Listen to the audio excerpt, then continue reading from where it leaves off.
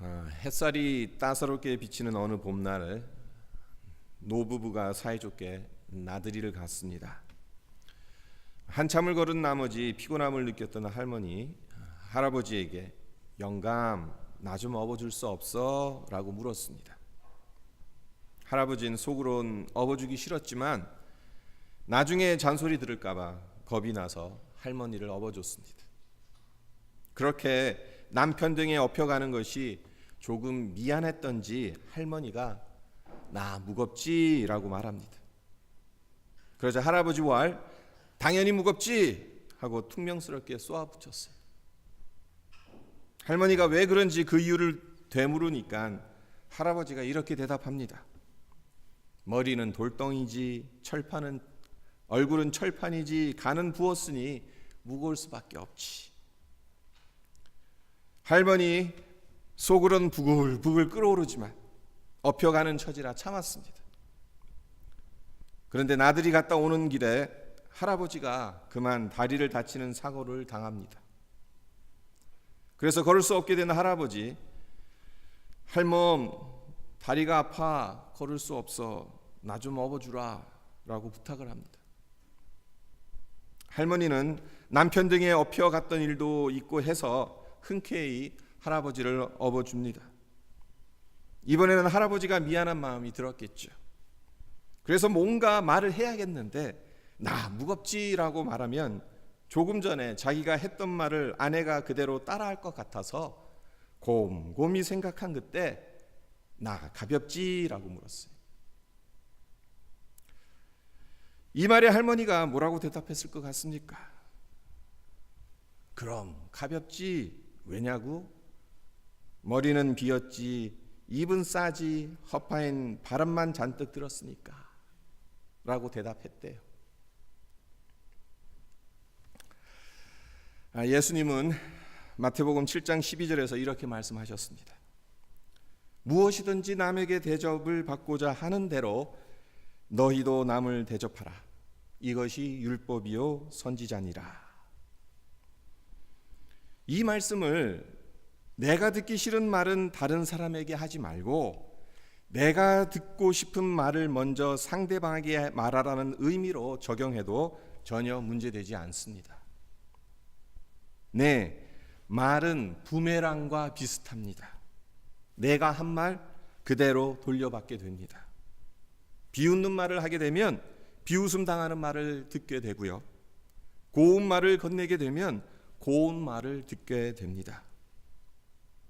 오늘 우리가 읽은 잠언 18장 20절과 21절 역시 말의 힘에 대한 교훈을 들려주고 있는데요. 사람은 입에서 나오는 열매로 말미암아 배부르게 되나니 곧 그의 입술에서 나는 것으로 말미암아 만족하게 되느니라. 죽고 사는 것이 혀의 힘에 달렸나니 혀를 쓰기 좋아하는 자는 혀의 열매를 먹으니라. 죽고 사는 것이 혀의 힘에 달렸다.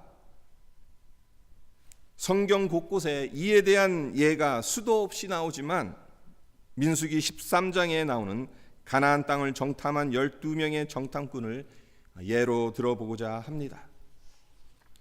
민수기 13장을 보면 이스라엘 12지파에서 한 명씩 대표로 뽑힌 12명의 정탐꾼이 가나안 땅을 정탐하고 돌아와서 보고하는 장면이 나오지요. 12명의 정탐꾼 모두 가나안 땅을 함께 둘러보았습니다. 12명이 각자 다른 것을 본 게 아닙니다. 같은 것을 보았어요. 하지만 정탐을 마치고 보고한 내용이 어떠했습니까? 12명 중 10명은 우리는 결코 가나안 땅을 정복할 수 없다. 들어가면 안 된다. 만약 우리가 들어간다면 그들의 손에 우리 모두 죽게 될 것이다 라고 보고했습니다. 이와 반면 12명 가운데 두 사람 갈렙과 여호수아는 저들이 비록 강해 보여도 하나님께서 우리와 함께 하시기 때문에 우리는 능히 그 땅을 정복할 수 있다라고 보고했습니다. 정반대의 보고를 했는데 이 두 그룹 어떻게 되었습니까? 그들이 말한 그대로 되었다는 것을 우리는 잘 알고 있잖아요.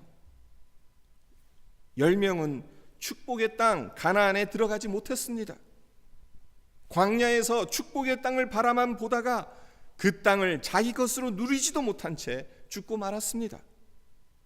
그러나 그 땅을 능히 정복할 수 있다고 말했던 여호수아와 갈렙 두 사람은 그들의 말대로 가나안 땅으로 들어가 그 땅을 정복하며 하나님의 축복을 누렸습니다. 오늘 말씀대로 하자면 입술의 열매를 먹게 된 것입니다. 그렇습니다. 혀의 열매, 입술의 열매, 우리가 내뱉은 말의 열매를 거두게 되기 때문에 말을 어떻게 하느냐에 따라서 배부르게 살 수도 있고 그렇지 못할 수도 있습니다.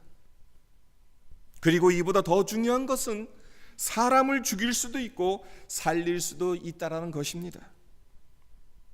그렇다면 어떻게 해야 우리가 하는 말이 살리는 말이 될 수 있겠습니까? 어떻게 해야 복을 거두고 기쁨을 거두는 말이 될 수 있는 것이겠습니까? 이에 대한 대답을 몇 가지로 한정 짓는다는 것이 무리이기는 하지만 시간 관계상 두 가지로 살펴보고자 합니다. 첫째로 생각해 볼 것은 참되고 진실된 말을 하라는 겁니다. 에베소서 4장 23절에서 25절에 사도 바울이 다음과 같이 권고합니다. 오직 너희의 심령이 새롭게 되어 하나님을 따라 의와 진리의 거룩함으로 지으심을 받은 새 사람을 입으라. 그런즉 거짓을 버리고 각각 그 이웃과 더불어 참된 것을 말하라. 우리는 예수 그리스도를 믿음으로 하나님의 자녀가 되었습니다. 그리고 우리 안에 성령님께서 내주하십니다. 그러므로 예수님을 믿는 사람답게 참되고 진실한 것을 말하며 살아가기 위해 성령께서 우리의 입술을 주장하시고 주관하시도록 해야 합니다. 성령께서 주시는 말은 참되고 진실된 말이니까요. 한국의 기업인으로 존경받는 인물 중에 지금은 소천하신 한국유리 창업자인 최태섭 장로님이라는 분이 계세요. 은행에서 대출을 받아 작은 규모의 사업을 시작했는데 그만 6.25 전쟁이 터졌습니다. 그래서 부산으로 피난 갔다가 9.28 서울 수복으로 서울로 돌아왔어요. 하지만 중공군이 전쟁에 개입하는 바람에 일사후퇴로 또다시 피난을 떠나야만 했습니다. 근데 마침 그때가 은행에서 빌린 돈을 갚기로 한 날이라 장로님 은행을 찾아갔어요. 은행에는 직원 한 사람이 남아서 서류들을 소각시키고 있었습니다. 장로님께서 빌린 돈 갚으러 왔다라고 하니까 직원이 하는 말이 높은 분들은 모두 피난 갔고 장부가 어디 있는지도 모른다. 이 난리통에 어떻게 될지 모르니 빌린 돈을 갚을 필요 없다. 그러면서 어서 피난이나 가라고 하는 거예요. 이 말을 듣는 순간 마음이 흔들렸지만 장로님 머릿속에 시편 24편의 말씀이 떠오르는 겁니다. 여호와의 산에 오를 자 누구며 그 거룩한 곳에 설 자가 누군고 곧 손이 깨끗하며 마음이 청결하며 뜻을 허탄한 데 두지 아니하며 거짓 맹세치 아니하는 자로다. 이 구절이 머릿속에서 떠올랐다고 합니다. 그래서 그래도 빌렸기 때문에 갚아야 한다라고 말하면서 빌린 돈을 갚고 영수증을 받아서 은행에서 나옵니다. 그리고 가족과 함께 제주도로 피난을 갔어요. 피난 간 제주도에서 사업을 추진하던 중에 그곳에 주둔하고 있던 군사령관을 만나게 되고 군사령관은 장로님의 정직함을 보고 군부대에 절인 물을 납품해달라는 요청을 합니다.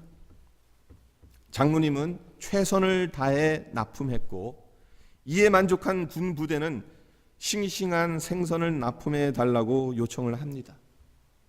이번에도 최선을 다해 생선을 공급했어요. 문제는 갈수록 요청 물량이 늘어가는 바람에 공급에 차질이 생기게 되었다는 겁니다. 그래서 장로님께서 생각해낸 것이 원양 어선을 구입해서 싱싱한 생선을 많이 잡아오는 것이었어요. 하지만 언양 어선을 구입할 자금이 없는 겁니다. 은행을 찾아갈 수밖에 없죠. 은행을 찾아가서 대출을 신청했습니다. 거절을 당합니다. 전쟁 중인데 은행이 위험을 감수하면서까지 대출을 해줄 리가 없잖아요. 장로님은 실망했습니다. 하지만 어떻게 해볼 방법이 없어서 무거운 발걸음으로 집으로 돌아가려고 했습니다. 그런데 그 순간 제주도로 피난 오기 전 서울에서 대출 상환한 것이 잘 정리되었는지 생각이 나는 거예요. 그래서 이것을 알아볼 겸 직원에게 영수증을 보여주며 자초지정을 설명합니다. 그러자 은행 직원이 외칩니다. 중공군이 서울을 침공하기 몇 시간 전에 은행에 와서 빚을 갚은 사람이 있다고 들었는데 그분이 바로 당신이군요. 당신의 이야기는 은행가에서 모르는 사람이 없습니다. 당신을 은행장에게 소개해드리고 싶습니다. 그 덕분에 은행장을 만날 수 있게 되었고, 직원으로부터 이야기를 전해들은 은행장이 최 장로님의 손을 잡으면서 이렇게 말했다고 합니다. 당신 같은 사람이 있으니 우리나라에 소망이 있습니다. 당신은 정직한 기업인의 모델입니다. 지금 필요한 것이 무엇입니까? 이에 장로님께서 자신의 사업 계획을 설명하고, 이를 들은 은행장은 무담보로 원양어선 구입 자금을 대출해 주었습니다. 참으로 기가 막힌 이야기죠. 정직하고 진실되니까 생면부지의 사람에게까지 신뢰를 받은 것입니다. 잠언서 14장 11절에 악한 자의 집은 망하겠고 정직한 자의 장막은 흥하리라는 말씀이 있습니다. 그렇습니다. 하나님의 뜻을 따라 정직하고 진실하게 살아가면 하나님께서 신뢰하십니다. 그리고 사람들의 신뢰를 받게 하셔서 정직한 자의 장막을 흥하게 하십니다. 바라기는 저와 여러분, 우리 모두 정직과 참된 말을 심어 하나님으로부터 그리고 사람들로부터 신뢰를 받는, 그래서 축복의 열매를 거두시기를 주님의 이름으로 기원합니다. 어떻게 해야 살리는 말이 될 수 있는가? 두 번째는 감사의 말을 하는 것입니다. 다른 말로 하자면 불평하거나 원망하지 말라는 겁니다. 야고보서 5장 9절에서 야고보 사도가 말하기를 형제들아 서로 원망하지 말라 그리하여야 심판을 면하리라고 했습니다. 그리고 고린도전서 10장 10절에서 사도 바울이 이렇게 말합니다. 그들 가운데 어떤 사람들이 원망하다가 멸망시키는 자에게 멸망하였나니 너희는 그들과 같이 원망하지 말라. 원망하는 말, 불평하는 말, 심판과 멸망을 당하게 된다는 것이 성경의 가르침입니다. 사람 사이에도 그렇지 않습니까? 어느 누구도 원망하고 불평하는 사람을 좋아하지 않습니다. 원망과 불평이 많은 사람을 신뢰하지 않습니다. 가까이 하지 않아요. 하물며 하나님은 어떻게 대하시겠습니까? 심판과 멸망, 한마디로 하나님이 버리신다는 것 아닙니까? 가까이 하지 않고 상관하지 않겠다라는 말씀 아닙니까? 이처럼 원망과 불평은 하나님을 멀리 떠나보내는 지름길과도 같습니다.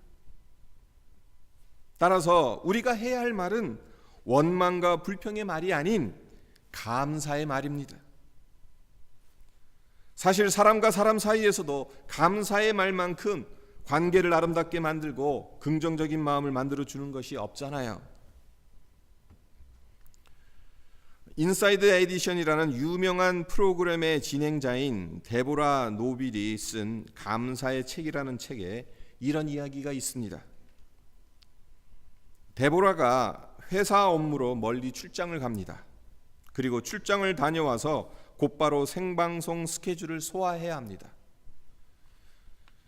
출장을 잘 마치고 미리 예약해 놓은 비행기를 타기 위해 공항으로 갔어요. 그런데 문제가 생깁니다. 기상 악화로 비행 스케줄이 취소된 겁니다. 심각한 문제죠. 비행기를 타지 못하면 제 시간에 갈 수 없게 되고, 그렇게 되면 생방송을 펑크내게 되는 겁니다. 비행 취소 방송이 나오니까 공항은 순식간에 아수라장이 되었어요.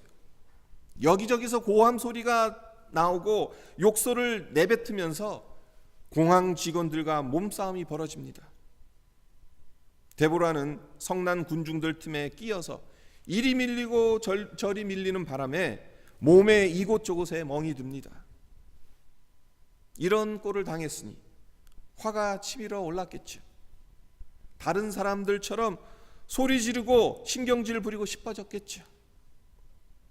하지만 그 순간 어머니가 늘 말씀하신 감사해야지라는 음성이 그녀의 귀에 맴도는 겁니다. 그래서 데보라는 감사합니다라는 말을 내뱉었어요. 아비규환이나 다름없는 이 상황에서 도대체 무엇이 감사하다는 말인가 하는 의구심을 떨쳐버릴 수는 없었지만, 그래도 감사해야지, 감사합니다를 계속 되풀이합니다. 그러자 신기한 일이 연달아 일어나는 거예요. 뉴욕 공항으로 가는 비행 스케줄이 취소되었지만 그 근처 공항으로 가는 비행기가 있다는 방송이 나오는 거예요. 이 방송을 듣고 데보라는 감사합니다, 감사합니다 하면서 게이트를 향해 달려갔어요. 그러나 이 방송 듣고 들어온 많은 사람들이 한꺼번에 몰려들어서 그 게이트가 너무나도 붐빈 거예요. 더 심각한 것은 빈자리가 없다는 겁니다. 자리가 없다는 말에 실망스러웠지만 그럼에도 직원에게 감사하다는 인사를 합니다. 그리고 되돌아서서 가려고 하는데 그 직원이 조심스럽게 데보라를 부르며, 공고는 안 했지만 뉴욕 근처 공항으로 가는 비행기 한 대가 더 있고 그 비행기에 남은 자리가 딱 하나가 있으며 곧 출발하니 서두르면 탈 수 있을 것이라는 귀한 정보를 줍니다. 그래서 또 감사합니다 하고 말을 건네고 달려갔더니 정말 비행기 한 자리가 남아 있는 거예요. 그런데 남은 자리가 하필이면 화장실 바로 옆에 있는 불편하기 그지없는 자리였습니다. 승무원이 미안했던지 이런 자리 드리게 되어서 죄송하다라는 말을 건넵니다. 그러자 데보라가 말하는 것이, 아닙니다, 제가 이 비행기를 탈 수 없었다면 낭패를 당할 수 있었는데 이 자리라도 주셔서 얼마나 감사한지 모릅니다. 승무원에게 몇 번이고 감사의 마음을 전했습니다. 비행기가 이륙합니다. 그리고 조금 전에 대화를 나누었던 승무원이 데보라에게 다가왔어요. 그리고 다른 사람들에겐 들리지 않을 아주 나지막한 목소리로 저 앞 1등석에 빈 좌석이 있거든요, 그곳으로 안내해 드리겠습니다 라고 말하는 거예요. 그 덕분에 데보라는 1등석 좌석에서 편안한 여행을 할 수 있었습니다. 또한 그 비행기를 탈 수 있었기 때문에 생방송 시간에 늦지 않게 도착할 수 있었습니다. 모두가 불평과 원망으로 아우성을 치고 있었을 때 그런 분위기에 휩쓸리지 않고 자신이 할 수 있는 최고의 감사의 말을 했던 데보라, 그녀에게 되돌아온 것은 생면부지의 사람들로부터 상상치도 못했던 호의의 선물을 받았던 것입니다. 네, 이것이 바로 감사의 힘입니다. 그렇습니다. 감사하면 또 다른 감사를 드릴 상황이 뒤따라옵니다. 감사할 수 있는 많은 열매들을 얻게 됩니다. 오늘 두 가지 이야기를 소개해 드렸는데 공통점이 무엇이겠습니까? 정직한 말을 했더니, 그리고 감사의 말을 했더니 생면부지의 사람들로부터 신뢰를 받게 되고 호의를 받았다는 것이잖아요. 성도 여러분, 사람은 누구나 그 혀의 열매를 먹게 되며 죽고 사는 것이 혀의 힘에 달렸다는 것이 오늘 말씀의 교훈입니다. 탈무드에 나오는 이야기 하나를 소개해드리며 말씀을 맺도록 하겠습니다. 어느 나라의 왕이 시몬과 요한이라는 광대들에게 명령을 합니다.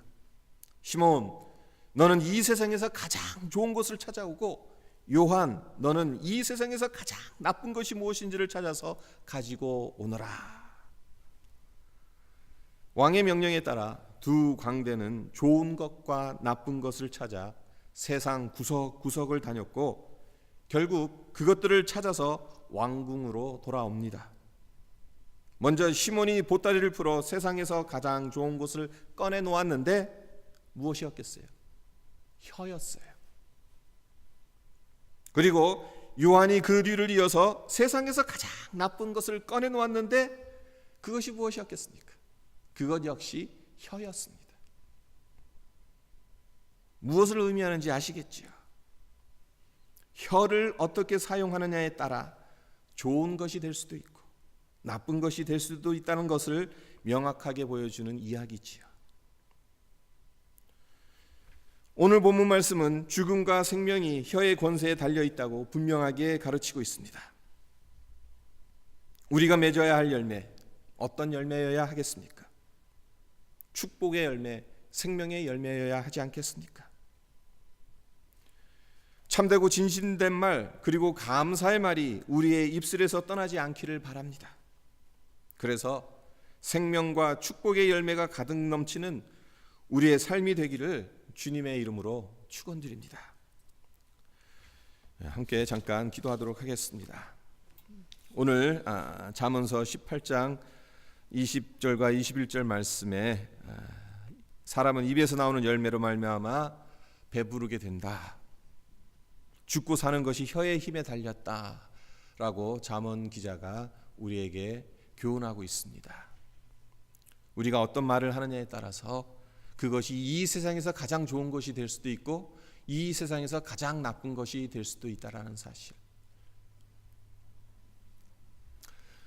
우리의 혀를 사용하는 데 있어, 우리의 말을 고르는 데 있어 생명의 열매, 축복의 열매를 맺는 말이 되어야 하지 않겠습니까? 그리고 오늘 그것을 위해 진실된 말, 참된 말만 하자고, 그리고 감사의 말을 하자, 그 두 가지를 말씀드렸어요.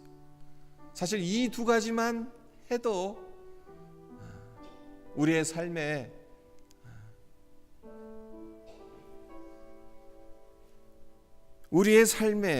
이 복을 누릴 수 있을 것입니다. 혀의 힘에 달렸다고 했는데 이 혀의 힘에 의해서 우리가 살고 우리가 은혜를 받고 축복을 누리고 배부르게 될 것입니다. 하나님, 우리에게 우리의 혀를 주장하여 주시고, 그래서 정말 우리의 이 입술에서 나오는 이 모든 것들이 생명이 되고 축복이 되는 그러한 열매가 되게 해 주십시오. 그 열매를 우리가 바라보면서 나가는 삶이 되게 해 주십시오. 우리가 함께 기도하는 시간이 되었으면 합니다. 기도드리겠습니다. 아버지 하나님, 감사합니다. 주님,